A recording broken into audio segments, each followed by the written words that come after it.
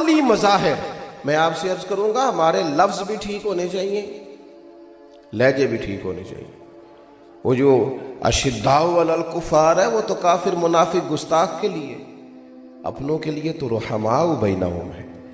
اس کے اندر مزاجوں میں تلخی لے آنا اور تھوڑا سا نا رویہ بھی فرق آ گیا ہے بڑا سارا، امیر اور غریب کے لیے فرق آ گیا ہے، چھوٹے اور بڑے کے لیے فرق آ گیا ہے، گاڑی دیکھ کر عزت ہونے لگی ہے، انسان کا مال دیکھ کر اکرام ہونے لگا ہے، کیمرے میں دیکھ لیا جاتا ہے، اندر بیٹھے حضرت دیکھ لیتے ہیں کہ کون کس پجاروں پہ آیا ہے، اس ترتیب سے اس کے لیے اکرام کیا جاتا ہے۔ ہمیں اپنے لہجوں میں اور بالخصوص اپنے گھروں کے اندر ماحول کو اس قدر زیادہ محبت والا بنانا ہے۔ دیکھیں جو میں نے کہا نا کہ لفظ بھی ٹھیک ہوں، بعض لوگوں کے لفظ بالکل ٹھیک ہوتے ہیں، ان کا لہجہ ٹھیک۔ صبح نا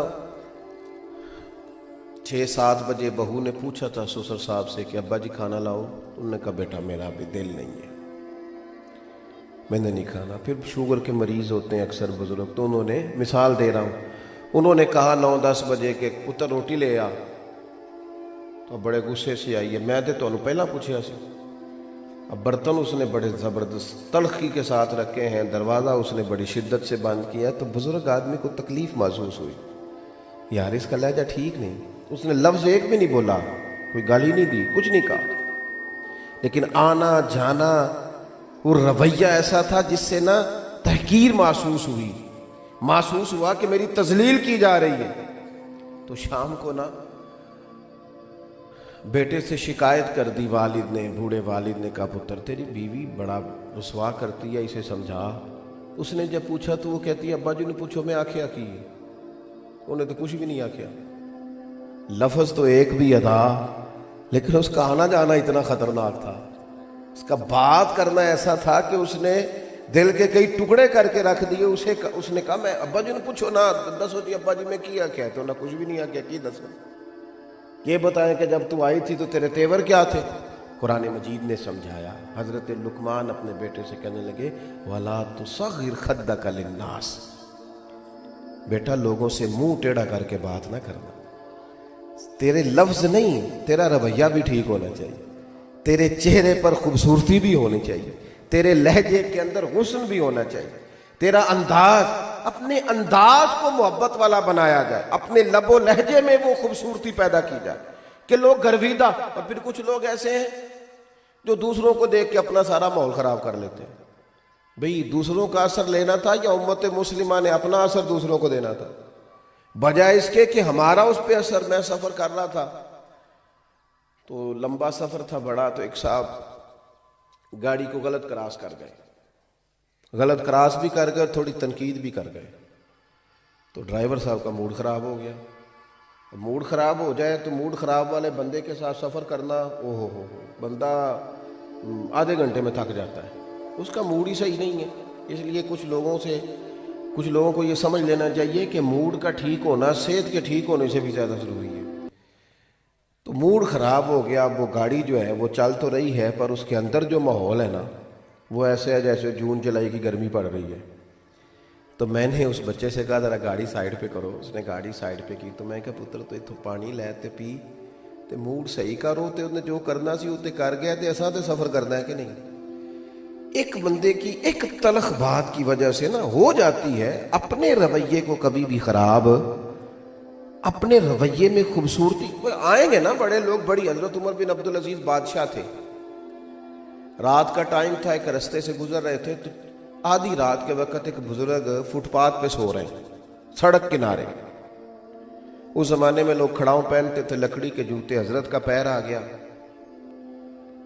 تو وہ اچانک ٹکر ہو جائے تو کیا کہتے ہیں سارے لوگ، اس نے بھی وہی کہا، اس نے کہا اب اچانک وہ بزرگ اٹھے، سوئے ہوئے تھے، پیر پہ پیر آیا، تکلیف ہوئی تو کہنے لگے آپ بندے۔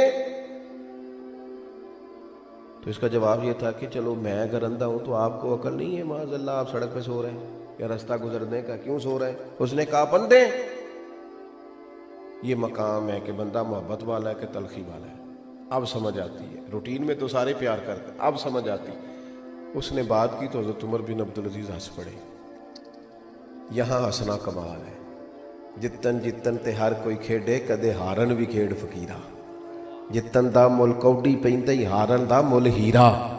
حضرت انس بن مالک کی حدیث صحیح بخاری میں موجود ہے، فرماتے ہیں حضور نے سرخ دھاری دار چادر یہاں رکھی ہوئی تھی، حضور گزر رہے تھے، ایک شخص نے پکڑ کے چادر کو کھینچا، قریب محبوب کی مقدس گردن پر نشان پڑ گیا۔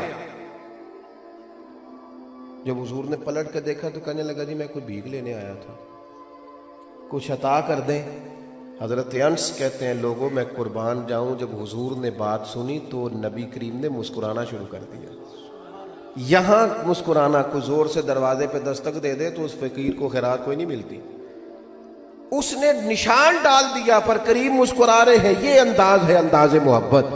نبی کریم مسکرا رہے ہیں اور فرمایا دو پہاڑیوں کے بھی جتنی بکری کھڑی ہیں ساری اسے دے دو، دے دو ساری اسے۔ یہ انداز ہے کہ آپ اگر پیار والے ہیں تو پھر آپ صرف اپنوں کے لیے پیار والے ہیں، جو ہاتھ باندھ کے پیچھے چلتے ہیں فقط ان کے لیے پیار والے ہیں، جنہوں نے پوری فرما برداری کا اعلان کر دیا فقط ان کے لیے پیار والے ہیں۔ سنیے گا اور یاد رکھیے گا، حضرت عمر بن عبدالعزیز رحمۃ اللہ، میری بات بھی مکمل ہو گئی، سمیٹنے لگا ہوں۔ حضرت عمر بن عبدالعزیز رحمۃ اللہ علیہ سے اس نے کہا بندے، ہنس پڑے اور بزرگ کے کندھے پہ تھپکی دے کے کہنے لگے نہیں بابا جی مجھے نظر آتا ہے۔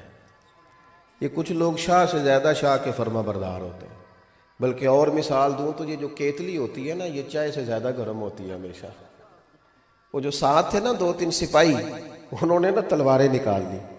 آپ فرمانے لگے تمہیں کیا ہوا؟ کہنے لگے گستاخ ہے، اسے قتل کریں گے۔ فرمایا کون سی گستاخی کی اس نے؟ ایسے سزا دیں گے، ماریں گے۔ فرمایا کوئی گستاخی نہیں، کیا ہوا ہے؟ کہا جناب اس نے آپ کو اندھا کہا ہے۔ آپ فرمانے لگے نہیں اس نے تو نہیں کہا۔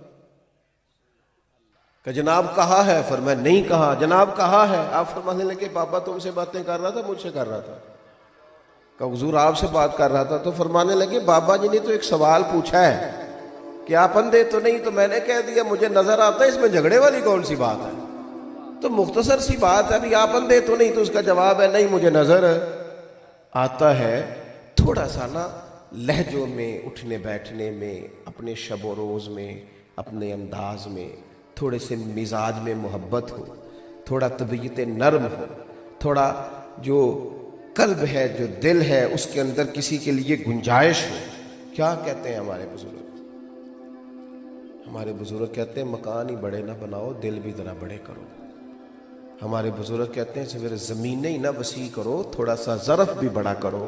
کیا کہتے ہیں؟ 14 طبق میرے دلے دے اندر تے میں تمبو وانگوں تانے ہوں، دل دریا سمندروں ڈونگے،